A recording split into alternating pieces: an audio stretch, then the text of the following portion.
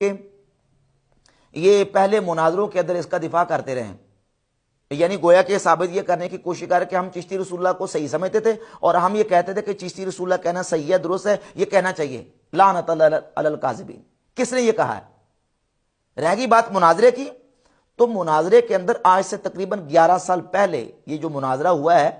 اس میں یہ بات، یہ عبارت پیش کی گئی ہے غیر مقلدین وہابیوں کی طرف سے، اور وہابی مناظر کا یہ مطالبہ تھا کہ جو عبارت ہم تمہارے اکابرین کی پیش کریں گے آپ نے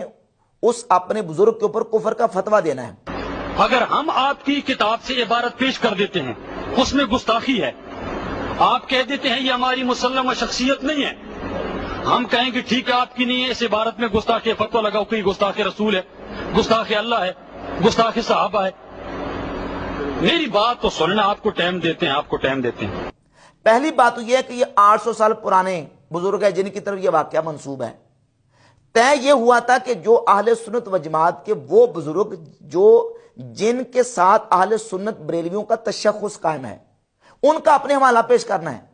خواجہ معین الدین اجمیری رحمۃ اللہ کی طرف ایک جھوٹا واقعہ منسوب کر کے وہ فتویٰ لینا چاہ رہا ہے کہ آپ فتویٰ دیں، اور جو عبارت اس وہابی غیر مقلد مولوی نے پڑھی تھی سبا سنابل سے، وہ عبارت پڑھنے میں اس نے کی تھی خیانت۔ ہمارے مناظر کی طرف سے مطالبہ یہ تھا کہ تم کہتے ہو کہ میں فتویٰ دوں،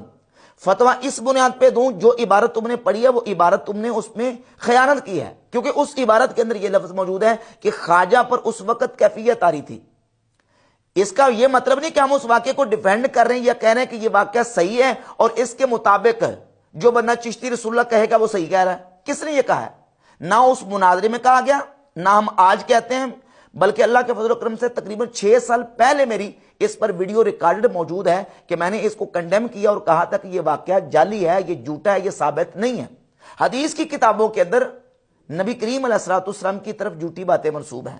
سند کے ساتھ، بالکل راویوں کا باقاعدہ سلسلہ ہوتا ہے، لیکن اس میں راوی جھوٹے ہوتے ہیں اور اس میں کذاب راوی ہوتے ہیں، اور وہ واقعہ اور وہ روایت اللہ کے نبی علیہ الصلوۃ والسلام سے ثابت نہیں ہوتی، جھوٹی ہوتی ہے۔ جب حدیث کی کتابوں کے اندر جھوٹی اور موضوع روایات آ سکتی ہیں تو تصوف کی کتابوں کے اندر بھی جھوٹے واقعات موجود ہیں۔ ہم نے اس واقعے کو کنڈم کیا ہے۔ رہ گئی بات یہ کہ فتویٰ لگاؤ،